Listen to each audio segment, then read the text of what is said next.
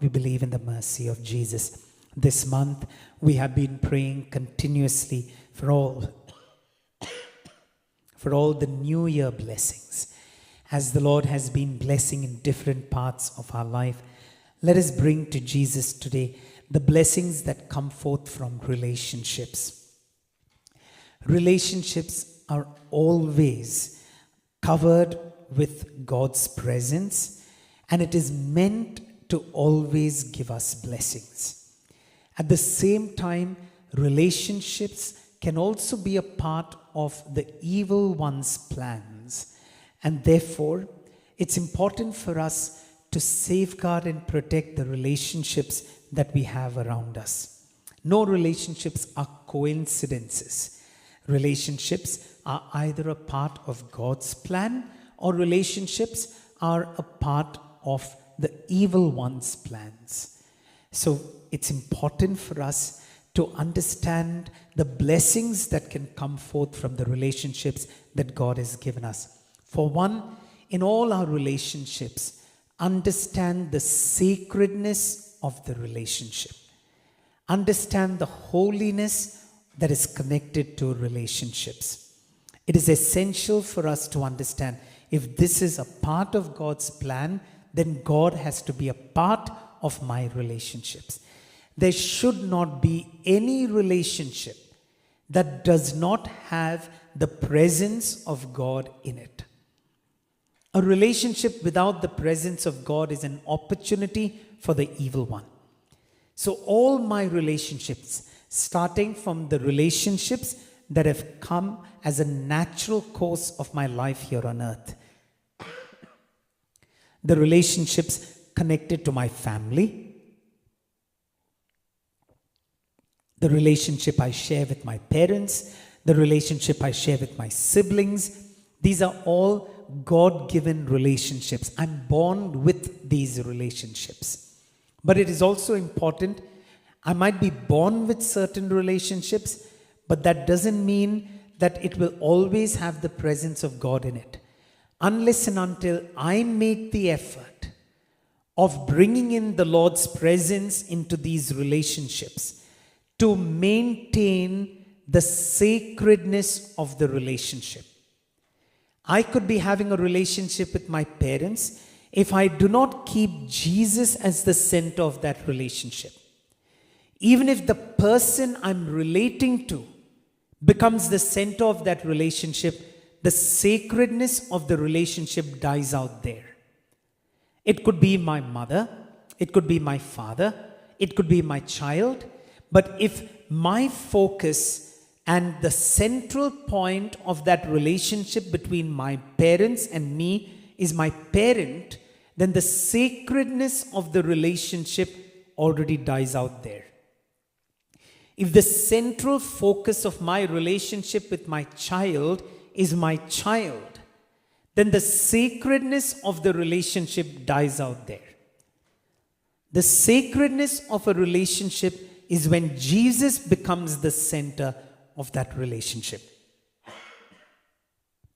So it's important for us when we are praying to understand the sacredness of all our relationships, be it our natural relationships, or it could be our relationships of choice.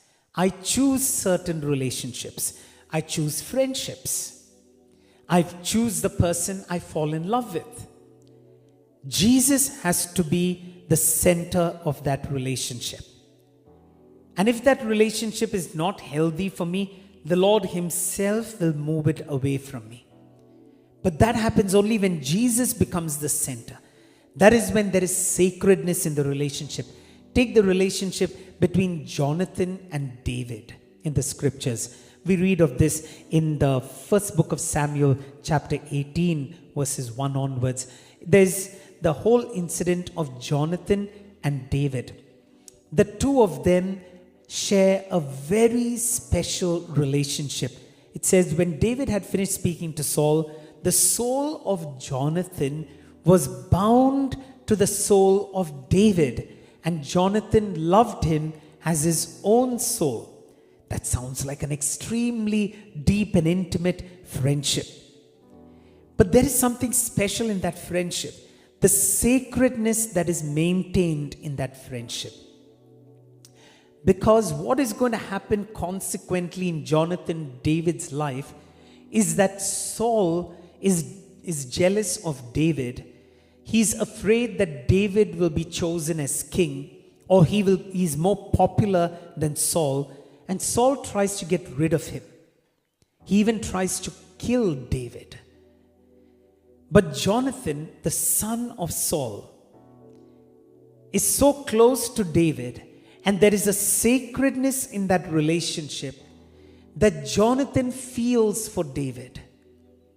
And Jonathan fights for David's safety. Now, Saul's fear was the fact that David will take over the kingdom. Who does that affect? That affects Jonathan. Jonathan is next in line for the throne. So that would actually affect Jonathan. So Jonathan should have played along with his father, seen David as a threat, and maybe got rid of David. But that is not how Jonathan sees the relationship. Now, Jonathan knows very clearly that God has anointed David and that God will choose David over Jonathan. And even that didn't disturb Jonathan. Jonathan wasn't insecure. Jonathan wasn't afraid. Jonathan didn't turn destructive in the relationship.